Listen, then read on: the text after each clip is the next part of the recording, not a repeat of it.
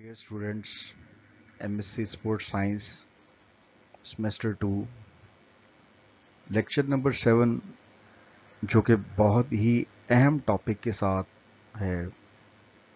तो टॉपिक है the research proposal. तो बहुत अहम टॉपिक है। तो दो हिस्सों में मैंने इसको स्प्लिट किया है। तो पहला हिस्सा आपके सामने मैं प्रेजेंट कर रहा हूँ। इसके बाद जो दूसरा हिस्सा प्रोसीजर्स का होगा उसको हम लेटर ऑन डिस्कस करेंगे। जी बिस्मिल्लाह करते हैं आगे।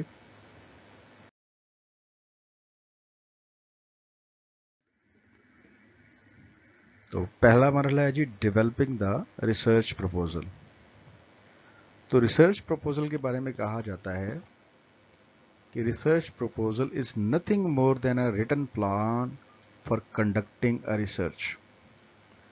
तो जो भी आपने रिसर्च करनी होती है ना, उसको पहले डॉक्यूमेंट किया जाता है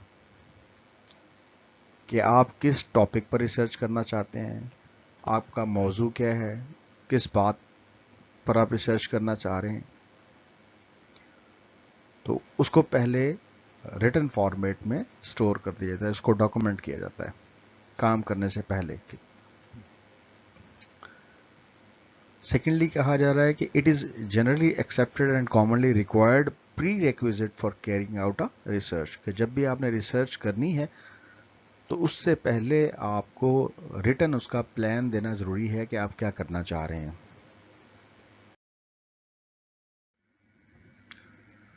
नेक्स्ट है जी major components of the research proposal. तो रिसर्च प्रपोजल का जो पहला मेजर कंपोनेंट है वो है statement of the problem. Statement of the problem में आप पहले नंबर पे ये बताएंगे कि पर्पस ऑफ स्टडी क्या है, यानी जो रिसर्चर है उसके जहन में क्या है, वो क्या स्टडी करना चाह रहा है। मिसाल के तौर पर एक रिसर्चर है, वो ये कहता है the purpose of this study was to identify and describe the bedtime routines of the players. तो पर्पस क्या है कि जो प्लेयर्स को आइडेंटिफाई करना चाह रहे हैं, प्रॉब्लम में भी उनकी गेम्स में कोई डिफरेंस आ रहा हो, तो बेड टाइम रूटीन से अंदाज़ा होगा कि क्या जो प्लेयर्स हैं उनकी नींद पूरी हो रही है, वो ग्राउंड में सही तरह से परफॉर्म कर रहे हैं नहीं कर रहे। तो तमाम वजूहात को हम जानने की कोशिश करते हैं। सेकेंडली है जस्टिफिकेशन। जस्टिफिकेशन में आप ये बताते हैं कि आप इस स्टडी को क्यों करना चाह रहे हैं, इसको जस्टिफाई करना है कि क्या ये जो स्टडी है ये इस काबिल है कि इसको कंटिन्यू किया जाए। रैशनल बताएंगे अपना।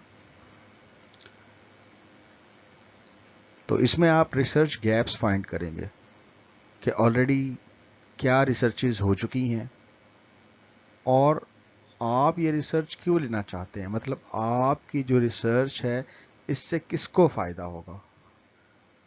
गवर्नमेंट को बेनिफिट होगा, स्टूडेंट्स को बेनिफिट होगा, प्लेयर्स को बेनिफिट होगा।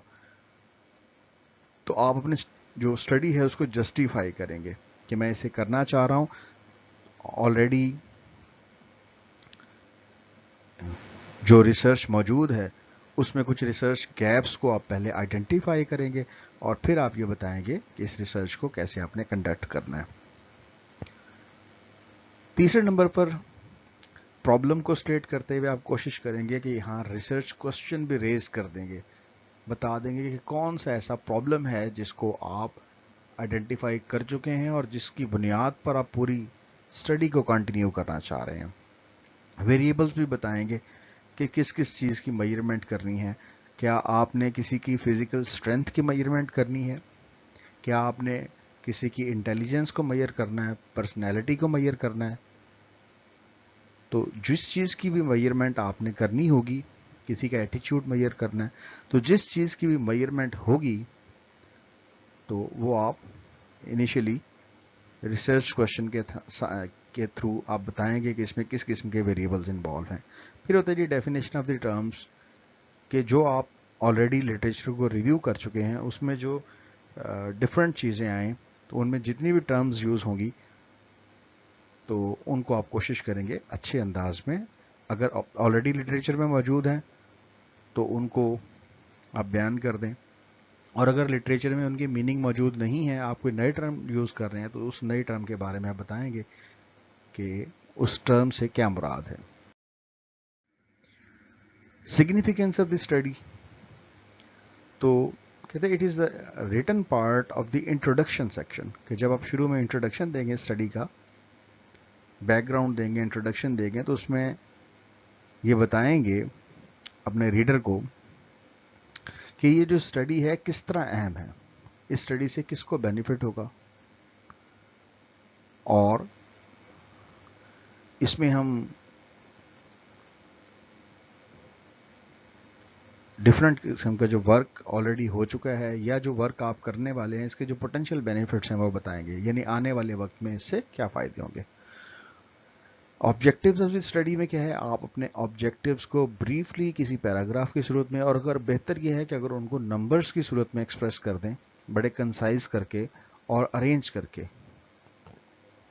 ठीक है। जो आपका मेजर ऑब्जेक्टिव है वो पहले लिख लें, फिर जो सेकंड ऑब्जेक्टिव और थर्ड ऑब्जेक्टिव, जितने भी ऑब्जेक्टिव्स आपने सोचे हैं कि उस रिसर्च स्टडी के थ्रू आपने वो ऑब्जेक्टिव्स अटेन करने हैं, तो वो ऑब्जेक्टिव्स आप क्लियरली मेंशन करेंगे। नेक्स्ट है जी, जब ऑब्जेक्टिव्स आपके जहन में होते हैं, रिसर्च प्रॉब्लम आपको क्लियर है, तो अब आपके जहन में होगा रिसर्च क्वेश्चंस। तो कुछ मखसूस किस्म के सवालात सोचने पड़ेंगे जिनके जवाबात आपने ढूंढने हैं। तो इन सवालात के लिए इंतहाई स्पेसिफिक होकर आपको चलना पड़ता है। तो इसके मुतालिक पहली बात ये करें, this is usually but not always a more specific form of problem in a question form. यानी ये अमूमन ट्रेंड यही है, लेकिन जरूरी नहीं कि हमेशा ऐसा हो। ये इंतहाई स्पेसिफिक फॉर्म है कि जो आपने रिसर्च प्रॉब्लम सोची है ना, उसको क्वेश्चन की सूरत में बयान कर देते हैं। दूसरी बात यह है कि रिसर्च क्वेश्चंस जो हैं that should reflect the research objectives, कि जो आपके जहन में ऑब्जेक्टिव्स थे ना, उनकी रोशनी में आपने रिसर्च क्वेश्चंस बनाने होते हैं। यानी जो रिसर्च क्वेश्चंस हैं ये आपके ऑब्जेक्टिव्स की तर्जुमानी कर रहे हों, कि जो आपने ऑब्जेक्टिव्स सोचे हैं उसके मुताबिक रिसर्च क्वेश्चंस जो बनाएंगे। तीसरी चीज़ ये है कि अगर किसी रिसर्चर के जहन में किसी किस्म का कोई हाइपोथेसिस है, अगर उसको वो चेक करना चाह रहे हैं, तो उसको भी क्लियरली और कंसाइजली जितना बेहतर से बेहतर वर्ड्स इस्तेमाल किए जा सकते हैं करके उसको बयान करें। और definition of the key terms, ये पहले भी बात हुई है कि रिसर्च के दौरान जितनी की टर्म्स यूज़ होनी है, अगर तो पहले से वो उसकी डेफिनेशंस मौजूद हैं तो बहुत अच्छी बात है। अगर पहले से डेफिनेशंस ना मौजूद हों तो वो लिटरेचर की सपोर्ट से जो टर्म्स हैं वो बयान करें, ताकि जब रीडर रीड कर रहा हो, उसे किसी चीज़ से प्रॉब्लम हो, तो वो आपकी डेफिनेशन को देख के समझ जाए कि इससे मुराद क्या है।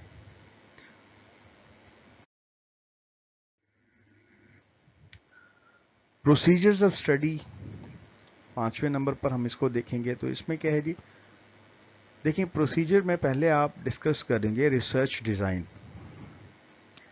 कि आया आपकी जो स्टडी है उसका रिसर्च डिज़ाइन क्या है।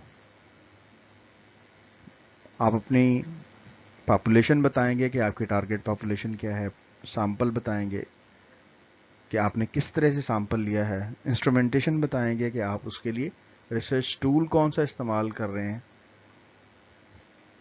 प्रोसीजर्स अगर आपने इंस्ट्रूमेंटेशन के दौरान कोई इस्तेमाल किए हैं तो वो बताएंगे, आप जो इंस्ट्रूमेंट इस्तेमाल कर रहे हैं उसकी इंटरनल वैलिडिटी के मुतालिक आप डिस्कस करेंगे, उसको चेक करेंगे, और डाटा एनालिसिस, कि जो डाटा आपको दिया गया है उसको एनालिसिस करेंगे। तो डियर स्टूडेंट्स, ये जितनी बातें आपको बताई गई हैं इनको बार बार रिवाइज करें, होपफुली आप इनको अच्छे से तैयार करेंगे। जो पार्ट 2 है उसमें मैं आपको प्रोसीजर्स डिटेल से बताऊंगा कि रिसर्च प्रपोजल में जो प्रोसीजर्स हैं उनको कैसे लिखना है। Thank you very much. अस्सलाम वालेकुम जी।